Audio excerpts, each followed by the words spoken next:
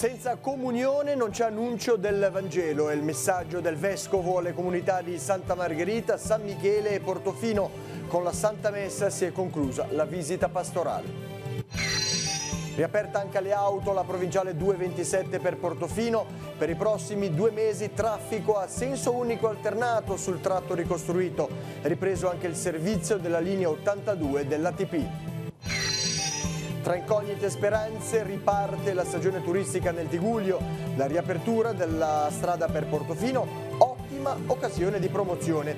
Prime prenotazioni alberghiere per il Ponte Pasquale.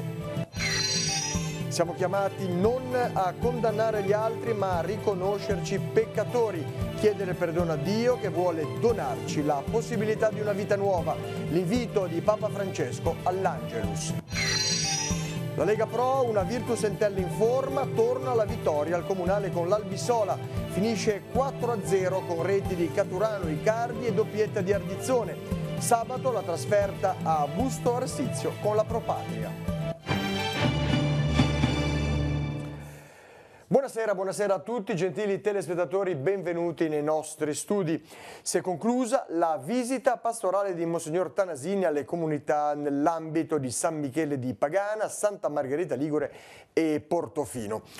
Ora il cammino di queste parrocchie riprende nell'ordinario, ma la visita pastorale è stato un dono prezioso per tutti. Vediamo.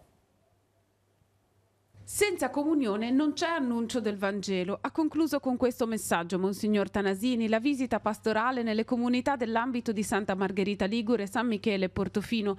2 settimane intensissime di incontri con tutte le realtà che compongono il mosaico della vita delle parrocchie. La cosa che mi ha colpito di più è che il Vescovo ha voluto incontrare tutte le realtà cittadine, un papà, veramente un papà. Nel raccontarli al Vescovo ce lo ridiciamo anche per noi stessi, che è bello stare insieme, che è bello lavorare per gli altri, la gratuità del servizio che alle volte è pesante, però ci lascia il cuore grato. Beatrice, qual è stata la cosa più bella di queste giornate?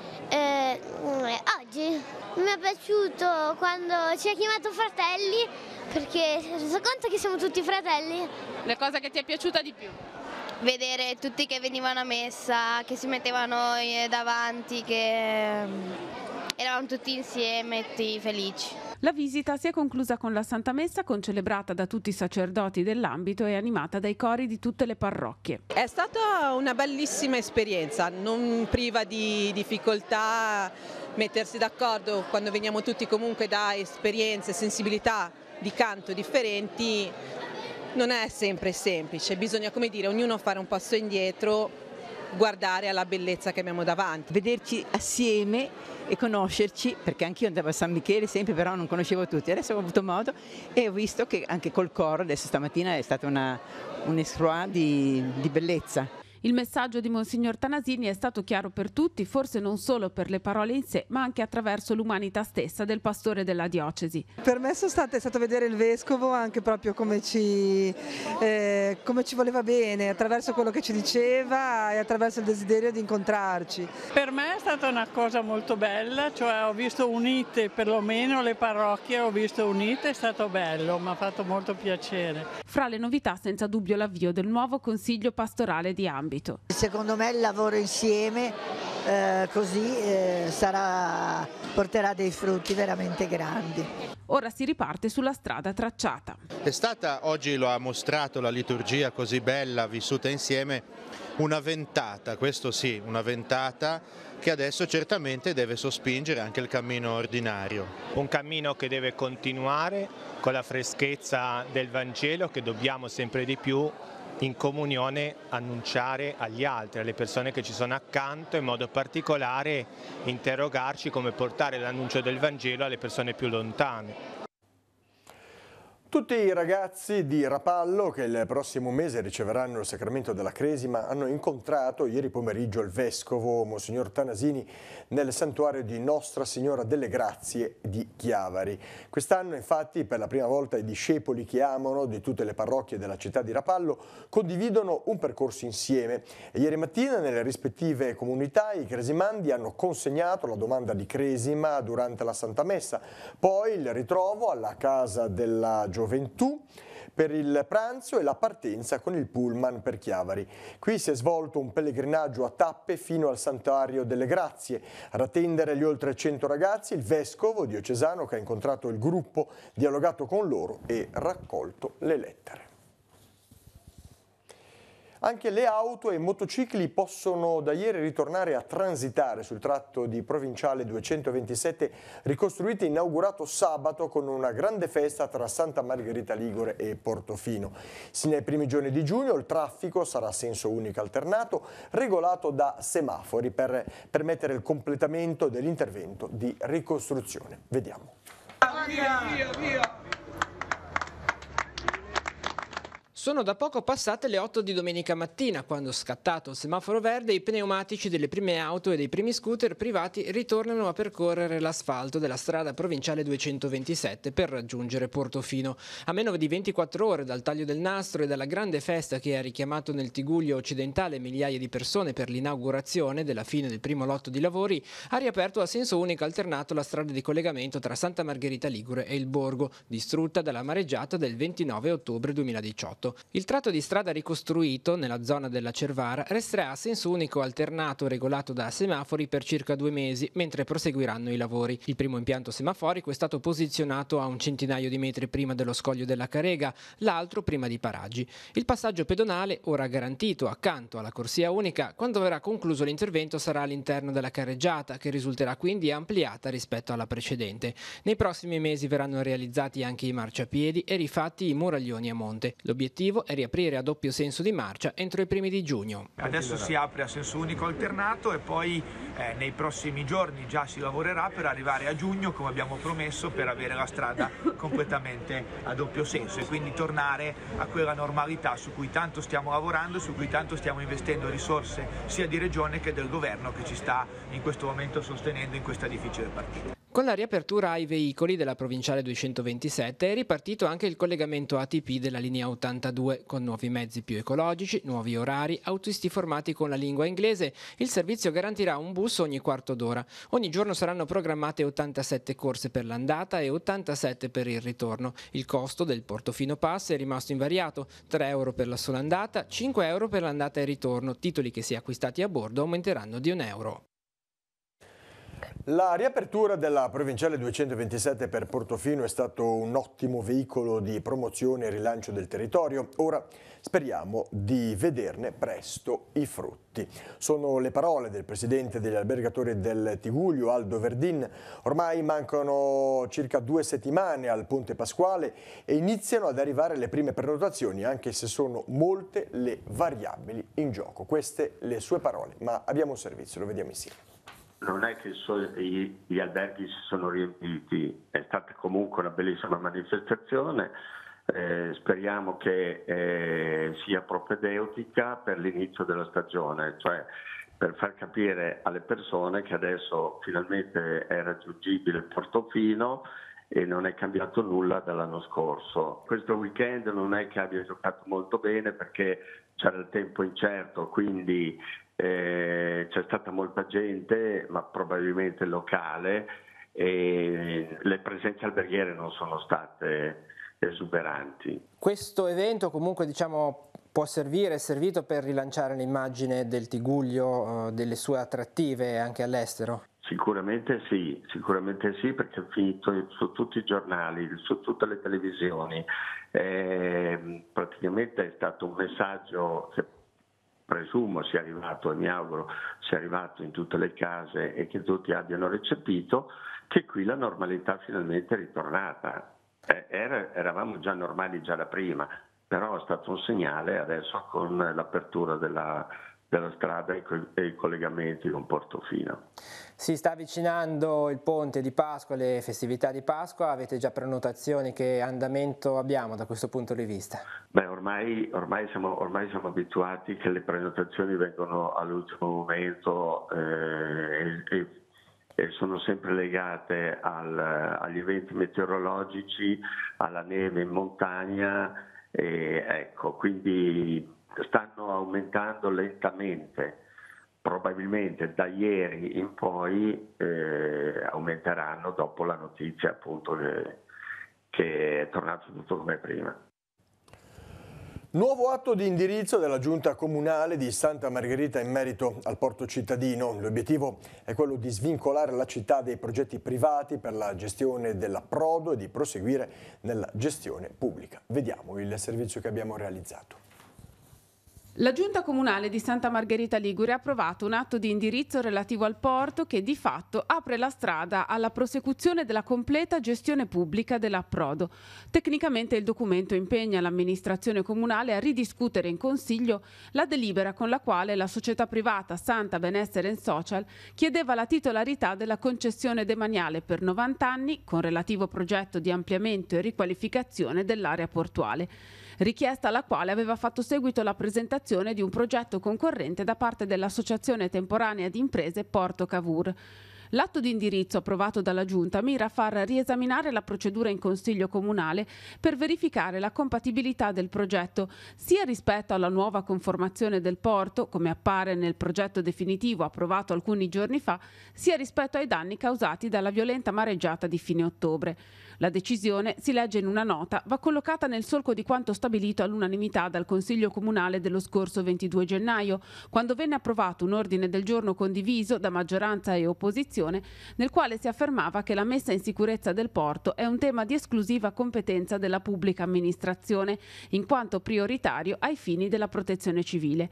A questo si deve aggiungere l'accordo sul progetto definitivo di messa in sicurezza e ripristino del porto condiviso dal Governo, dal Provveditorato alle opere pubbliche, dalla Regione Liguria e dal Comune, grazie al quale entro il 30 settembre partiranno lavori per 15 milioni di euro della durata di 2 anni. Accordo che era stato preceduto da un primo intervento del Provveditorato per 600.000 euro sulla diga spezzata e dell'amministrazione comunale per importi superiori ai 300.000 euro sulla pavimentazione e sui servizi di Piazzale Cagni, Banchina Rizzo e Piazzale Rizzo. Potrebbero esserci dei soggetti interessati all'acquisto degli immobili di via Fratelli Arpe che ospitava l'ospedale di Rapallo, oggi di proprietà dell'agenzia regionale Arte. Quest'ultima infatti ha chiesto al Comune una revisione della scheda urbanistica relativa all'intervento di rigenerazione urbana.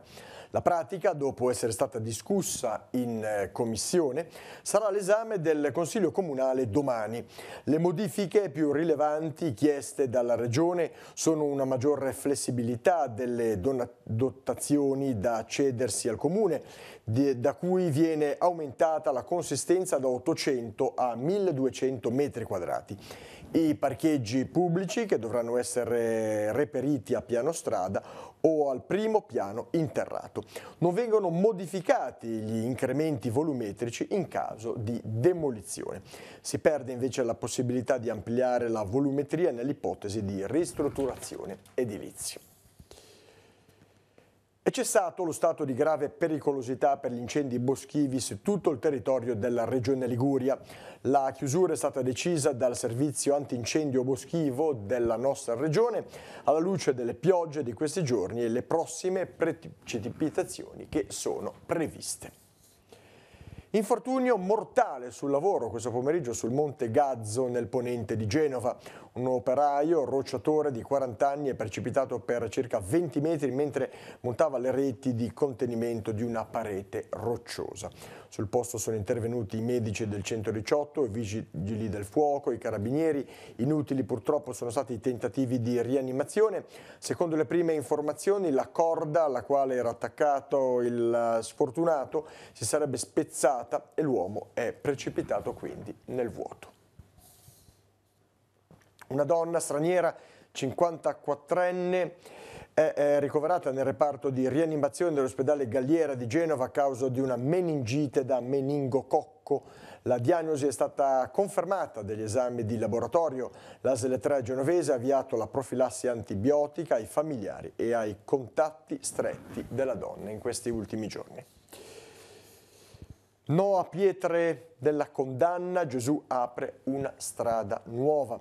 All'Angelus Papa Francesco ha proposto una riflessione sull'episodio evangelico della donna adultera in cui si contrappongono due atteggiamenti, quello di scribi e farisei e quello di Gesù che impersona la misericordia di Dio e apre a una vita nuova. Vediamo la sintesi nel servizio che segue. chiamati a non condannare e giudicare gli altri, ma a riconoscerci peccatori, chiedere perdono a Dio che vuole donarci la possibilità di una vita nuova. E questa è l'esortazione che Papa Francesco ha rivolto durante la preghiera dell'Angelus nella quinta domenica di Quaresima. La riflessione del Papa si è concentrata sulla misericordia di Dio, partendo dal Vangelo, quello della donna sorpresa in adulterio, nel quale si contrappongono due atteggiamenti.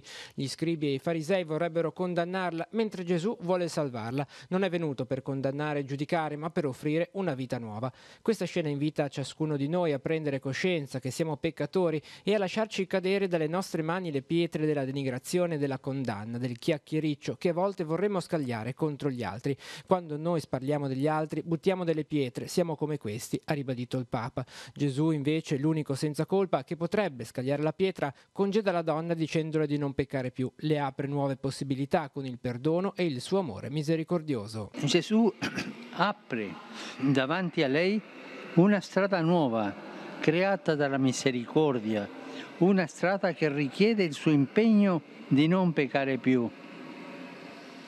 Anche un invito che vale per ognuno di noi. Gesù, quando ci perdona, ci apre sempre una strada nuova per andare avanti. In questo tempo di Quaresima siamo chiamati a riconoscersi peccatori e a chiedere perdono a Dio. E il perdono alla sua volta, mentre ci riconcilia e ci dona la pace, ci fa ricominciare una storia rinnovata. Ogni vera conversione è protessa a un futuro nuovo, ad una vita nuova, una vita bella, una vita libera dal peccato, una vita generosa. Non abbiamo paura a chiedere perdono a Gesù, perché Lui ci apre la porta a questa vita nuova. Un pomeriggio denso di incontri, pieno di gioia e di momenti di preghiera. È quello che si è vissuto nella parrocchia romana di San Giulio, nel quartiere di Monteverde, dove Papa Francesco si è recato in visita pastorale. Un abbraccio per festeggiare la conclusione dei lavori di consolidamento della Chiesa, che ha costretto la comunità parrocchiale a trascorrere 3 anni in una tensostruttura. Arrabbiarsi col Signore è un modo di pregare, ha spiegato il Papa, rispondendo alle domande dei ragazzi durante l'incontro prima della celebrazione dell'Eucaristia.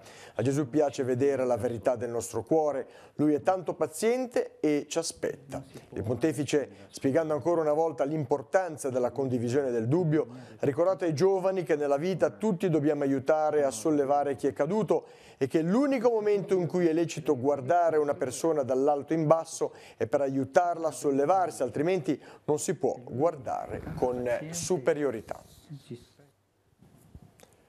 Sono 1.203, 638 in più rispetto al 2017 i vincitori delle borse di studio relative alla spesa sostenuta dalle famiglie per l'iscrizione e la frequenza dell'anno scolastico 2017-2018 per le scuole elementari, medie e superiori, per una spesa complessiva da parte di Regione Liguria di oltre 786.000 euro. È stata pubblicata la graduatoria, mentre tutti gli studenti in graduatoria riceveranno in questi giorni la comunicazione firmata dall'assessore all'istruzione.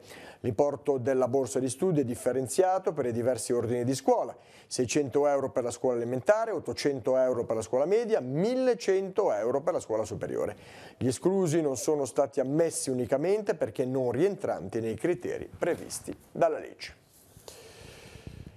Don Milani è il titolo del libro che Andrea Schiavon, giornalista di Tutto Sport, ha voluto dedicare al sacerdote toscano che negli anni 60 avviò una singolare esperienza didattica nella disagiata scuola di Barbiana. Schiavon, nell'ambito del progetto diocesano Credere, ha presentato il volume ai ragazzi dell'Istituto Caboto di Chiavari, fornendo loro alcuni consigli per la scuola di oggi. Noi lo abbiamo intervistato. Qual è oggi secondo lei l'attualità, l'insegnamento di Don Milani per i ragazzi?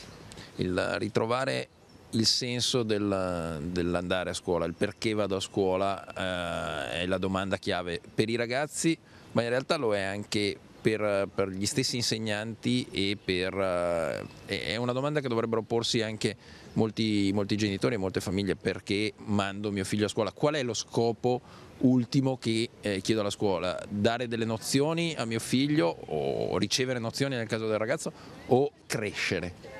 Oggi i ragazzi delle scuole che cosa chiedono dal mondo della scuola? Soprattutto di vivere una scuola che sia più strettamente legata al mondo in cui vivono, cioè molto spesso percepiscono un forte stacco tra quello che studiano e quello che vivono nella quotidianità.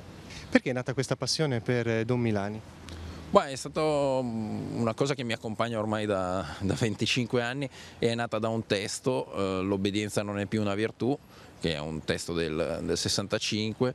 Mi aveva incuriosito molto il titolo e il fatto che a dire che l'obbedienza non era più una virtù fosse un prete, e da lì la passione è nata, una lettura appassionata che poi mi ha portato ad approfondire un po' tutto quello che è stato scritto da Don Milani e su Don Milani. Oggi, anche alla luce dell'esortazione apostolica del Papa, delle sue parole per i giovani, quanto è importante tornare sull'insegnamento di Don Milani? Don Milani in questi 52 anni ha ricevuto un sacco di riconoscimenti postumi sotto forma di scuole dedicate a lui, vie, associazioni.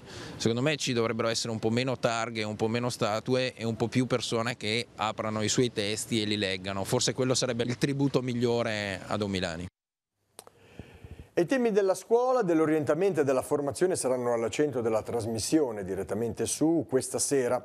Ospiti in studio l'assessore regionale Ilaria Cavo, Maurizio Cantamessa del gruppo Tassano e delegato alla formazione per Confindustria, e Norbert Kunkler, dirigente scolastico del Liceti di Rapallo. L'inizio è fissato alle ore 21:10. E nonostante la mattinata di pioggia, una cinquantina di scout di Chiavari e altri volontari hanno pulito dalla plastica alcune spiagge di Chiavari e accumulato tutto il legname presente sulla sabbia. Ad affiancare i ragazzi del gruppo Agesci anche il sindaco, il dottor Marco Di Capua. Armati di secchi e di rastrelli hanno battuto la sabbia alla ricerca di rifiuti trasportati a riva dalle onde e dalle mareggiate dei mesi scorsi. Nel pomeriggio l'iniziativa è proseguita nel campetto del seminario vescovile, dove gli scout hanno realizzato e consegnato al primo cittadino una scultura realizzata proprio con pezzi di legno raccolto sulla spiaggia. Ed è convocato per domani alle 19 il Consiglio Comunale a Cogorno. Tra i punti all'ordine del giorno la costituzione di accordo consortile col Comune di Chiavari per la centrale unica di committenza per le procedure di gare di appalto di lavori pubblici, servizi e forniture. È prevista inoltre l'approvazione del piano di emergenza comunale. Ed è convocato invece per questa sera alle 21 il Consiglio Comunale a Rapallo. All'ordine del giorno sono iscritti tra gli altri argomenti l'approvazione di 2 regolamenti e di una variazione di bilancio. La riunione sarà trasmessa in diretta TV su Telepace 2 al canale 85. Sabato 13 aprile alle 16:30 la parrocchia di San Bartolomeo della Ginestra, Sessi Levante, ricorderà Don Mario Podestà a 10 anni dalla sua scomparsa. In questa occasione è stato stampato un libro con una raccolta di sue catechesi e alcune testimonianze di persone che lo hanno conosciuto. Alla comunità sarà restituito dallo studio Parenti Elena la tela della pesca miracolosa restaurata in sua memoria. Saranno presenti il vescovo di Chiavari, Monsignor Tanasini, e Monsignor Diego Coletti, vescovo emerito di Como, amico fraterno di Don Mario. Alle 18 la Santa Messa concelebrata dai 2 vescovi e anche dai sacerdoti presenti. E ora, come di consueto, scheda degli appuntamenti per la giornata di domani, la sigla.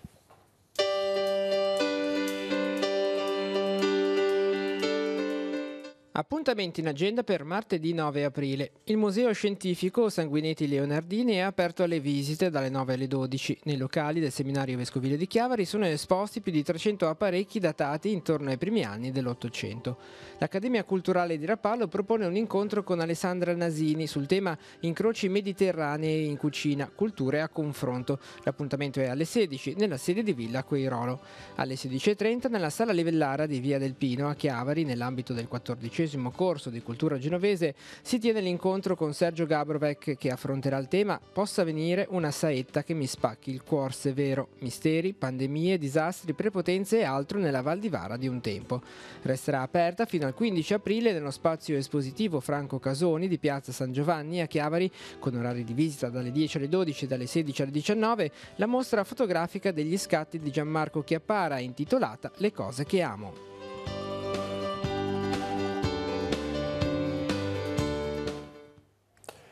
Prima vi avevo parlato dell'articolo di quella persona 54enne colpita da meningococco, purtroppo non ce l'ha fatta questa donna di 54 anni che era ricoverata presso il reparto di rianimazione dell'ospedale Galliera di Genova. Ci sono appunto giunte notizie in redazione, la donna è deceduta questo pomeriggio, il decesso è stato causato da sepsi di meningococco. E ora passiamo allo sport, la Lega Pro, una Virtus Entella sciolta, rilassata, battuto 4-0 al Comunale di Chiavari, l'Albissola. La squadra di Boscaglia torna quindi alla vittoria nel derby ligure grazie alle reti di Caturano al 33esimo, Icardi al 36esimo e la doppietta di Ardizzone al 71esimo e al 74esimo. Grande soddisfazione in casa bianco-celeste dove ora ci si gode il primo posto in classifica a 4 punti dal Piacenza e si guarda la prossima di campionato sabato alle 16:30 in casa della Pro Patria a Busto Arsizio. Le interviste effettuate dopo la partita.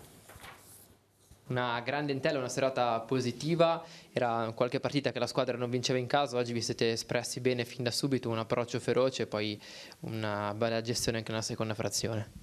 No, sì, le ultime partite con Siena e Lucchese comunque abbiamo meritato meritavamo un vantaggio diverso. Questa sera l'abbiamo sbloccata a metà primo tempo e poi siamo dilungati fino al secondo. Poi questa sera comunque dovevo riscattarmi dopo un gol mangiato, sbagliato qui in casa della Pistoiese che ancora ce l'avevo qui. In generale una partita che ci voleva dopo un periodo in cui magari la squadra in casa non è riuscita a trovare la vittoria, questa sera avete messo le cose in chiaro fin da subito.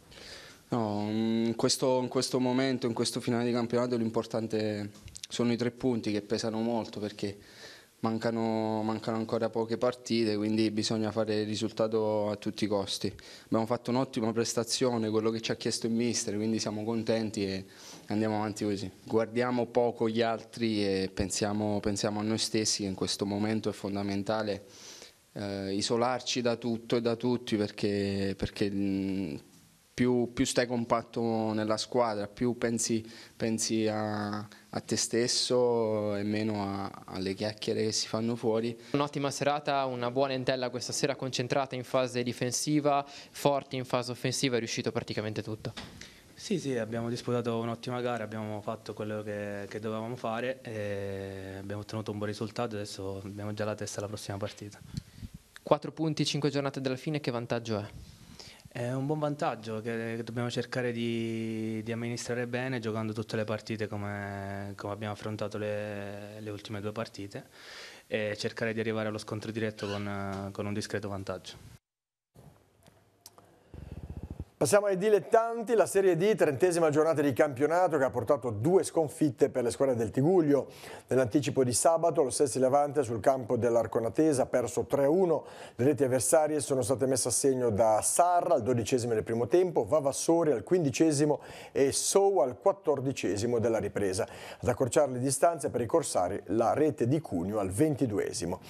Va al Savona il derby ligure disputato ieri a Riboli di Lavagna. Lavagnese Savona è terminata 2-0 per i savonesi con le reti di Cambiasso al 10° del secondo tempo e di Torrelli al 28esimo sempre della ripresa.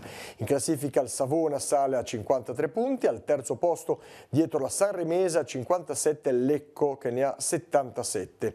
Lavagnese e Sessi Levante sono appaiate a 36 punti fuori dalla zona play-out.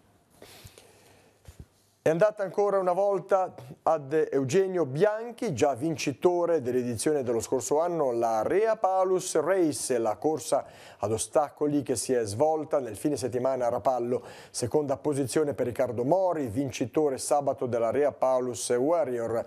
E terzo posto per Loris Schina.